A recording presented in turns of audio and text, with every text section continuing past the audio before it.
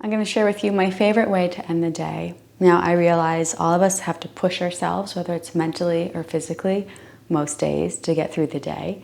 I don't think we spend enough time or give ourselves permission to just reset and calm our nervous system. So this is going to be a wall sequence that opens up our hips, but it also gives us that opportunity to slow down and just be.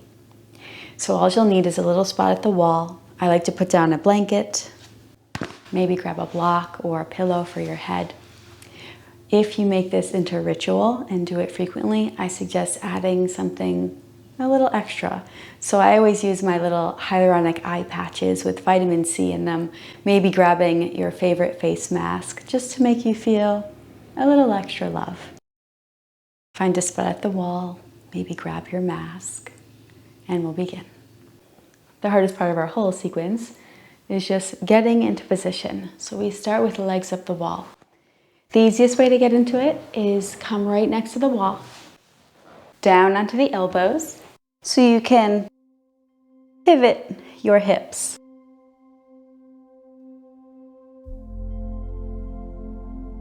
Now, if your hips aren't on the wall, that is okay. As long as you're relatively close, touching or a couple inches. Arms out to the side, and feel your shoulders relax into the floor.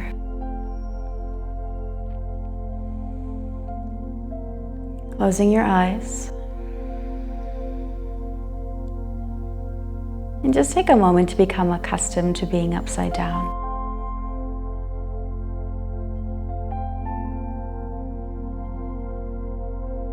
Consciously relax all the muscles in your face,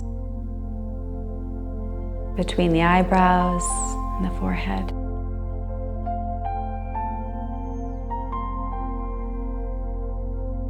And feel the effects of gravity on the legs.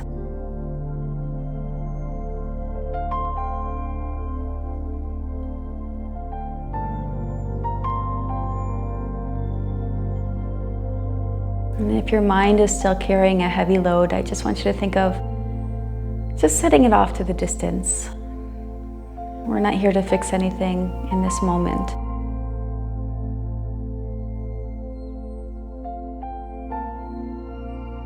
But trust that being here makes us more resilient to deal with the hard stuff. Breathe in full. Sigh it out.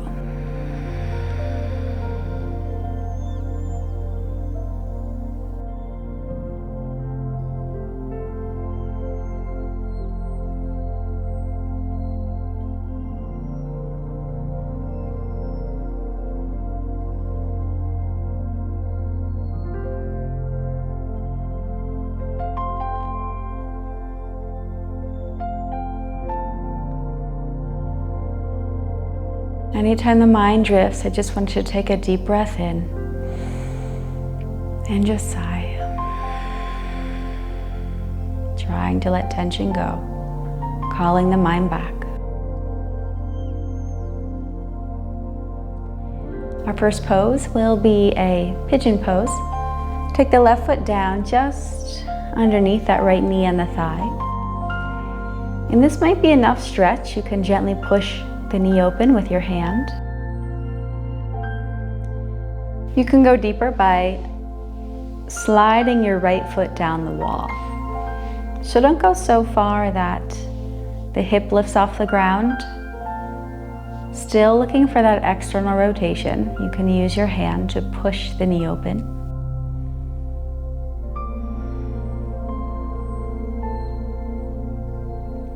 Our goal is to find the stretch and then surrender to the wall. Do nothing. Just be here.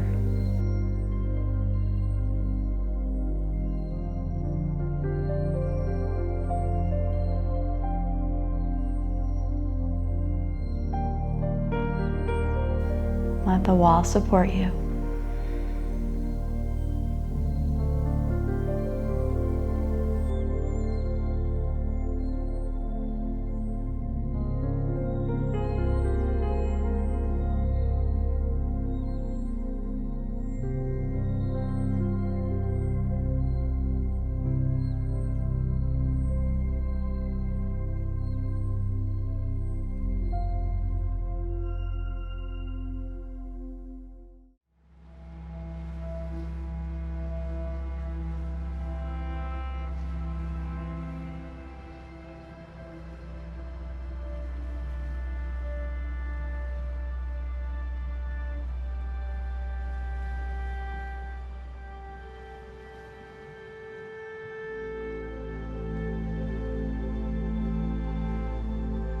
Make some small micro movements. See if you maybe want to hinge a little further to the right, or even extend that left hip crease closer to the wall.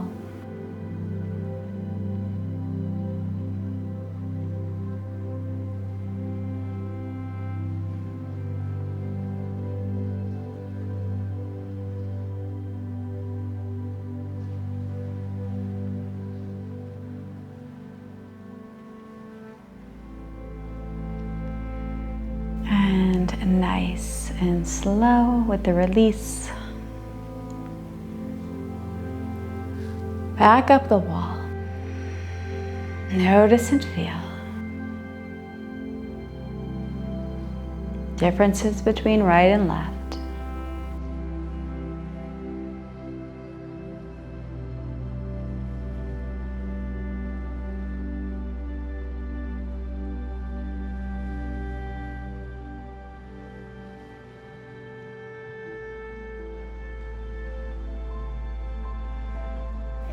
Right side comes down.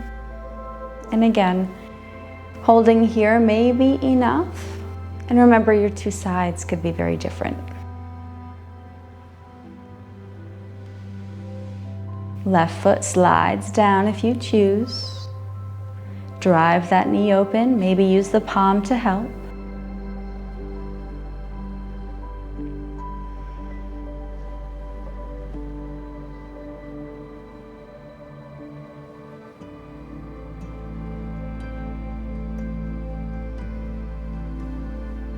And adding those small movements, maybe rock to the left.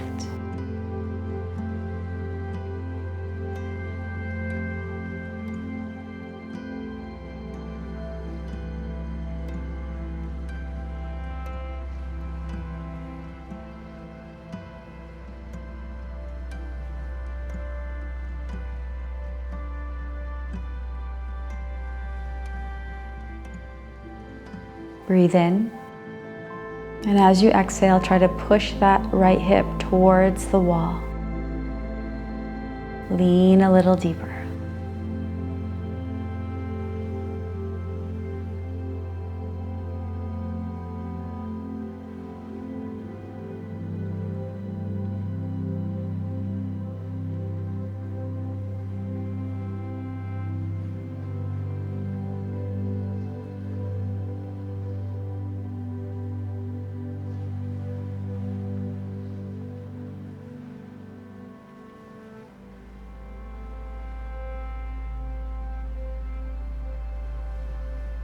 Micro movements.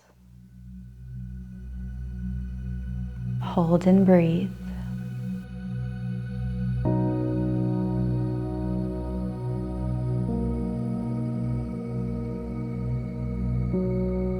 Back to center.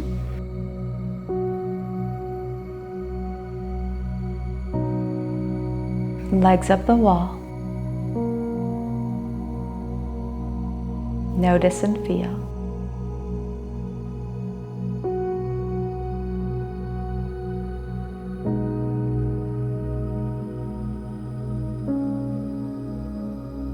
Take a body scan. Where are you holding tension? Let it go.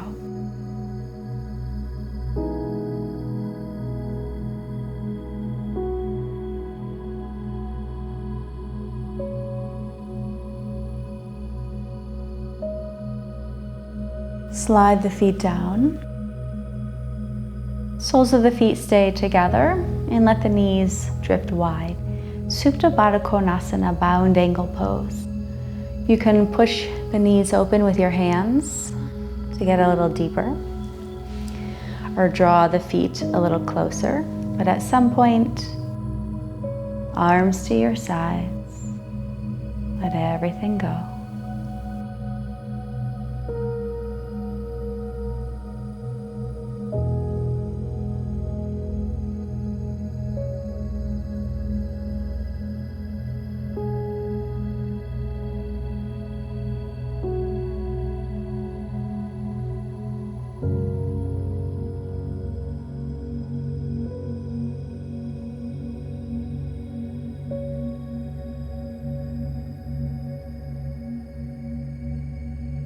You're welcome to stay here.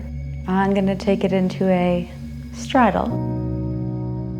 If you're following my lead, bring the legs up the wall, and before you open, turn your knees out, right? So turning those knees to point out as you drop to the side.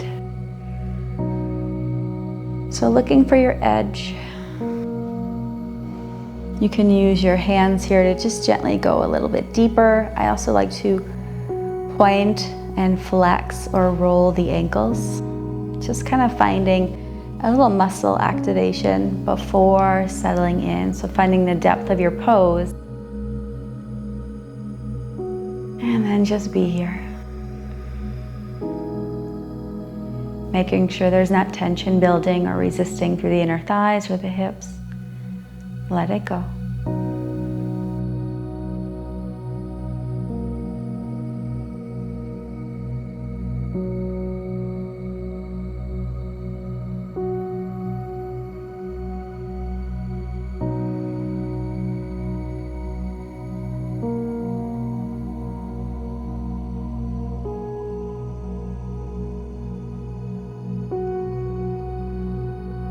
Trying those small movements, maybe roll the ankles once or twice. Activate the muscles in your legs. Once this pose becomes comfortable, or if you frequent this practice often, consider adding maybe small 1 pound or 1.5 pound ankle weights, just to get a little bit deeper.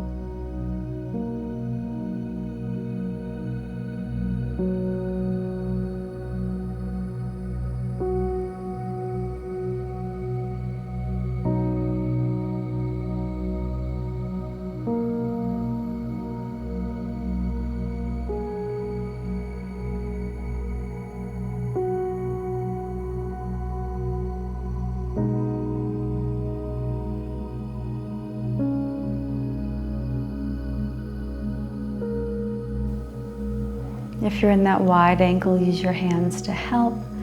Bending in those knees, bring the soles of the feet together. Coming back into your diamond.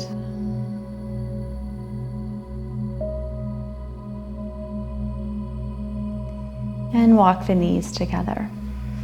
We're going to end our sequence with a twist. Walk your feet down the wall to the right. See if you can get your feet all the way to the floor. Hold your knees down with your right hand and look for the floor with your left shoulder. Our goal here is to get deep into that twist and breathe into compression.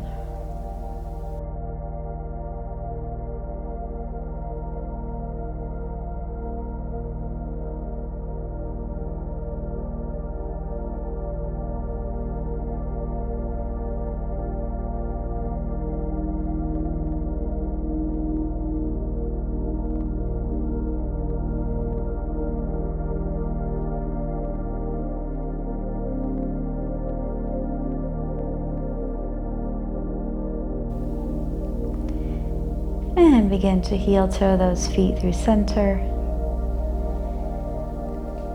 Walking all the way to the other side. And again, if you can get the feet all the way to the floor, So see if holding the knees down with the left hand can help you ground the right shoulder. Get nice and tight into your compression and breathe.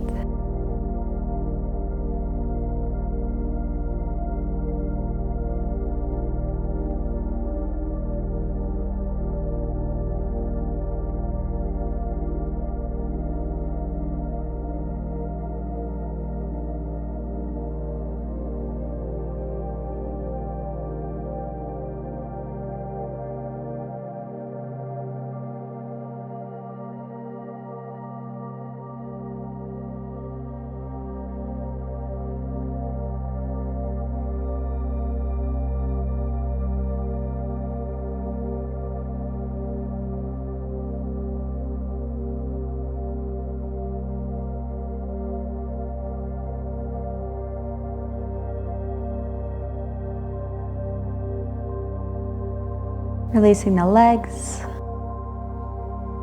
Coming back up to center, legs up the wall, coming full circle. Once you extend the legs, push the heels into the wall for a little lift of the spine, and then just settle back down.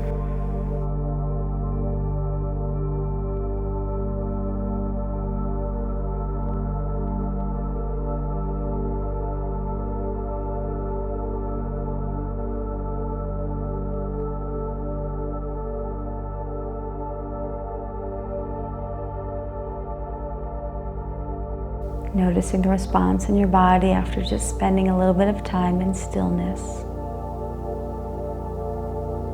Not having to be anything to anyone.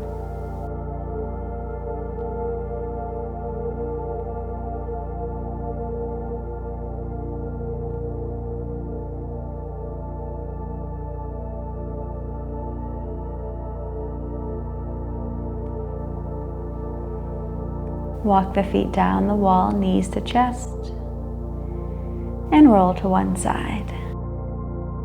Find a fetal pose first. Make sure you come up nice and slow.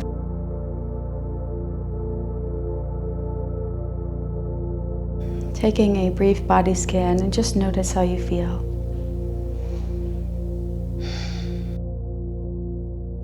Remember, this practice is here for whenever you need it. Hopefully I'll get to work with you again soon. Namaste.